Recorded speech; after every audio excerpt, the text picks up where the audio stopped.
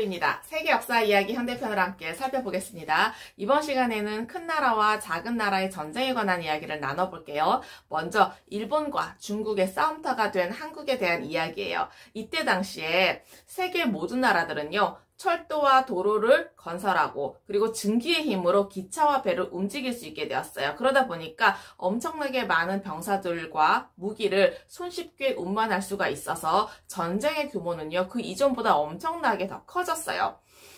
에티오피아와 이탈리아 전쟁이 일어난 그 뒤에는요, 거대한 나라 중국과 작은 나라 일본 사이에서 전쟁이 터졌어요. 중국의 경우에는 태평천국 운동이 끝나고 청나라 황제가 간신히 자리를 보존하고 있었고요. 일본에는요, 메이지 유신이 일어나서 쇼군이 권좌에서 쫓겨나고 천황이 그 자리를 되찾았어요.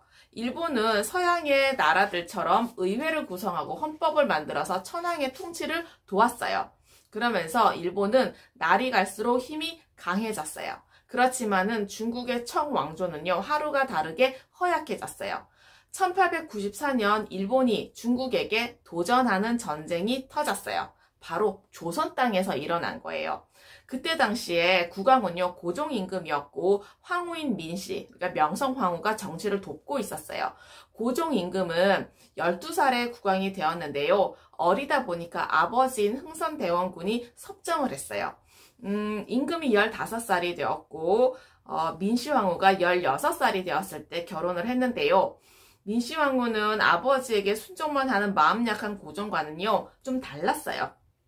의지가 강했고요. 남달리 총명했어요. 그리고 야심도 만만치 않았어요. 그런 왕후는 시아버지를 싫어했어요.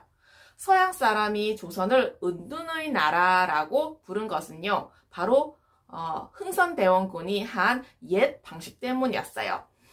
옛 방식 그대로 대원군은 유지하려고 했지만 왕후는 이제 조선이 다른 나라들, 특히 일본과 교역할 때가 되었다라고 생각을 하고 선진적인 생각을 가진 사람들과 교류했어요. 결혼하고 나서 7년 동안 왕후는요, 자신의 친인척들을 중요한 자리에 앉히려고 많이 노력했어요. 고종 임금에게 23살이 되었을 때는요, 직접 나라를 다스리라고 설득했어요. 대원군은요, 물러날 수밖에 없었어요. 왕후가 궁전에서 가장 강력한 지도자가 될 수가 있었어요. 그리고 고종 임금과 왕후는 일본과 조약을 체결을 했는데, 일본의 상선이 조선의 새 항구를 통해서 석탄과 철강을 실어낼 수 있게 했어요. 그렇지만은 조선은 중국과 우호적인 관계도 유지하고 싶었어요. 그래서 중국과 일본이 거래를 했는데 어느 한쪽이 일방적으로 조선을 통치하는 것을 원하지 않았기 때문에 중국과 일본은요, 조선을 독립국으로 보장해 줄 거라고 서로 약속을 했어요. 그리고 서로 상대방의 승인을 받지 않고서는요, 어느 쪽도 조선으로 군대를 보내지 않을 것이라고 합의했어요. 한동안은요, 이 합의대로 지켜졌는데 1894년에 조선 정부에서는요, 어떤 문제에 부딪혔어요. 바로 남부 지방에서 동학교도들이 무기를 들고 일어났어요. 중국의 태평천국 운동처럼 동학운동도요, 비참한 삶에 지치고 부패한 조정에 분노한 가난한 농민들에 의해서 시작이 되었어요.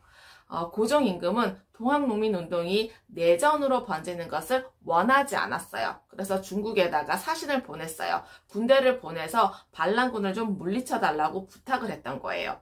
청나라 황제는요, 웬 떡이냐 하면서 그 부탁을 들어주었어요. 중국은 영국 군함을 빌려서 군대를 실어서 조선의 남쪽 지방으로 보냈는데요. 중국이 일본의 승인을 받지 않고 조선으로 병사를 보냈다는 사실을 일본이 알게 되었어요. 그러면서 벌컥 화를 냈어요. 중국이 일본과의 합의를 일방적으로 깼다라고 생각했어요. 일본 사람들은 중국이 조선을 혼자 집어삼키려는 게 틀림없다고 생각을 했어요. 그래서 당장 군대를 보내서 중국 병사들을 실은 영국 군함을 가라앉혀 버렸어요. 바로 전쟁이에요. 1894년 8월 1일 중국과 일본이 서로에게 선전포고를 했어요. 바로 청일전쟁이 시작이 되었는데요. 그 전쟁은 조선 땅에서 벌어졌어요. 두 나라가 조선 땅에서 맞붙었어요. 그렇지만 서양의 신식 무기로 무장한 일본을요, 중국이 상대할 수가 없었어요. 8달 만에 일본은 조선의 남쪽으로부터 북쪽으로 올라가 중국의 본토까지도 진격해 들어갈 수가 있었어요. 중국은 더 이상 버틸 수가 없었어요. 그러면서 일본과 조약을 체결했는데 이렇게 한 거예요. 조선의 완전한 독립을 보장하고 중국의 영토의 일부를 일본에게 내준다. 이런 조건이었어요. 그리고 중국의 힘이 크게 약해진 이 틈을 놓치지 않고 독일, 프랑스, 러시아, 영국이 달려들어서 중국의 영토를 각기 빼앗았어요. 이 시기를요, 중국에서의 스크램블이라고 불러요. 우리 조선은 어떻게 되었을까요? 네. 조선은 중국으로부터는 완전히 독립이 되었지만요, 아직 일본 군대가 남아 있었어요. 그러면서 그대로 눌러앉아 버렸어요. 민씨 왕후는 일본에 대해서 불안감을 느꼈어요. 조선의 자주가 위태로워질 거라고 생각을 했거든요. 그래서 민씨 왕후는요, 러시아에 사절을 보내서 중국과 일본과 함께 러시아도 조선의 동맹국이 되어주면 좋겠다라고 부탁을 했어요. 왕후가 일본에 대항하기 위해서 러시아를 끌어들인다는 그 사실을 일본 사람들과 조선의 친일파들이 알게 되었어요. 그리고 그녀는 슬픈 운명을 맞게 되었죠. 1895년 10월 8일 이른 새벽에 폭도들이 궁궐로 들어가서 왕후를 죽여버렸어요. 다른 여러 나라들이 일본에게 폭도를 처벌하라고 요구를 했는데요. 일본은 공개법정에서 그들을 재판했는데 증거가 충분하지 않다라고 판결을 내렸어요. 왕후가 살해당한 지 15년 후에 일본은 조선을 합병했어요. 민씨 왕후가 우려했던 그 사건이 기어이 일어나고 말았던 거죠. 조선은요, 독립을 잃고 일본 제국의 일부가 되어버렸습니다. 네, 이번에는 미국 스페인 전쟁에 관해서 살펴보겠습니다. 먼저 필리핀은요, 수많은 섬들로 이루어진 나라예요. 어느 부잣집에서 호세 리잘이라는 아이가 태어났는데 그 부모는요, 그에게 최고의 교육을 시켜주고 싶었어요. 그래서 스페인으로 유학을 가게 됐는데 왜 하필이면 스페인이었을까요? 필리핀이요, 스페인 제국의 일부였어요. 리잘은 글을 깨쳐서 책을 읽고 공부하기 시작하면서 스페인이 필리핀을 지배하는 것은 부당한 일이라고 믿게 되었어요. 캐나다나 에티오피아처럼 필리핀도 당연히 자치권을 가져야 한다고 생각을 했어요. 리잘은 혁명을 일으키지 않고도 비밀단체를 만들지 않고도 소설을 썼어요. 청년과 처녀의 아름다운 사랑 이야기인 줄만 알았는데요. 그 소설에는요, 깊은 뜻이 숨어 있었어요. 스페인 정부를 대단히 잔인하고 부당하고 억압적이라고 묘사를 했고, 소설을 읽은 필리핀 사람들은요, 당연히 필리핀도 독립국이 되어야 한다고 생각했어요. 이 리잘의 소설을 다른 스페인 식민지 사람들도 읽을 수가 있었어요. 그 식민지는 미국 플로리다주의 바로 밑에 있는 섬나라 쿠바였는데요. 쿠바에서는 엄청난 사탕수수가 생산되는 곳이었기 때문에 스페인에게는 매우 중요한 식민지였어요. 리잘의 소설을 읽은 쿠바 사람들은 자기들도 스페인의 지배에서 벗어나야 한다고 생각을 했어요. 쿠바의 독립에 대해서 토론을 하고 글을 쓰기 시작을 했는데요. 자유를 얻기 위해선 용감하게 들고 일어나야 한다고 사람들은 생각했어요. 쿠바에서 혁명의 불길이 더 크게 번지기 전에 꺼버리로 달려온 스페인 군대는요, 네, 사람들을 죽였어요. 쿠바에서 벌어지고 있는 이 사태가 미국 사람들에게도 알려졌는데, 미국도 영국으로부터 자유를 얻기 위해서 혁명 전쟁을 일으킨 나라잖아요. 그러다 보니까 미국 의회는 쿠바가 스페인으로부터 독립되어야 한다고 선언을 했어요.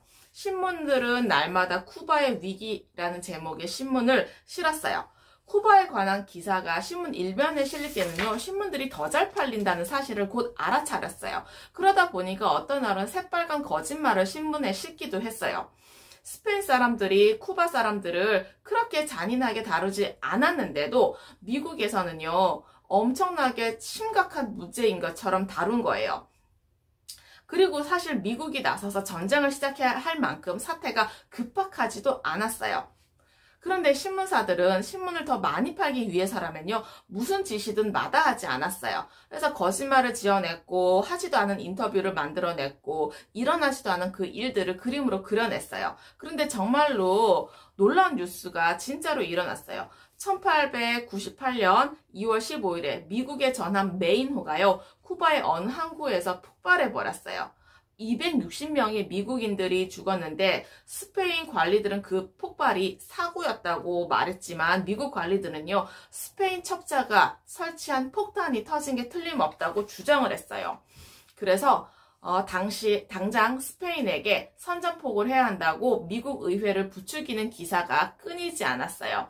1898년 4월 19일에는요, 미국 의회는 스페인과 전쟁하기로 의결했어요. 미국의 군함들은 스페인 군함이 항해하는 어느 곳이든 모든 곳으로 공격하게 된 거예요. 거기에 필리핀도 포함이 되어 있었어요. 쿠바에서도 미국과 스페인의 군대가 맞붙었어요. 미국과 스페인은요, 필리핀과 쿠바와만 싸운 게 아니라 18,000명의 병력을 쿠바에서 멀리 떨어져 있지 않은 푸에르토리코로 보냈어요. 푸에르토리코에서 전투가 대판 벌어지기 바로 직전에 스페인은요, 항복했어요. 1898년 12월 10일에 스페인과 미국은 파리 조약을 체결을 했어요. 푸에르토리코와 쿠바와 필리핀, 괌이라는 작은 섬은요, 이제부터 스페인 영토가 아니고요. 그렇다고요, 독립국이 된 것도 아니고요. 미국의 지배를 받는다는 그런 내용의 조약이었어요. 필리핀 사람들은 이 결정에 몹시 격분을 했어요.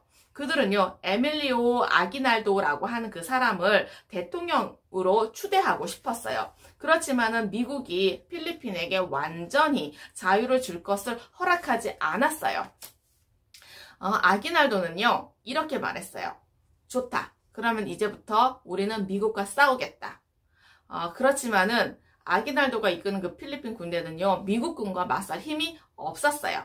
1901년에 미국 군대가 필리핀을 침공해서 아기날도를 사로잡았어요. 그러면서 미국에게 충성을 바치겠다는 서약을 하고서 대통령 자리에서 물러났어요. 미국 의회는 두 집단의 의원들이 필리핀을 다스리도록 했는데요. 한 집단은 필리핀 국민들이 선출한 사람으로 구성이 되었고요. 또 한 집단은요, 미국 의회가 지명한 사람으로 구성이 되었어요. 미국 스페인 전쟁이라고 불리는 그 전쟁으로 20만 명 이상의 필리핀 사람들이 죽었어요. 그 엄청난 희생으로 필리핀은 스페인의 지배에서 벗어나 자신만의 정부를 가질 수가 있었어요. 그렇지만은 미국이라는 강대국의 그늘을 한시도 벗어나지 못하는 정부였죠. 네, 어떠셨나요? 과거의 지혜와 지식을 통해서 현재와 미래의 삶이 좀 더 의미 있고 풍성해지시길 기원합니다. 감사합니다.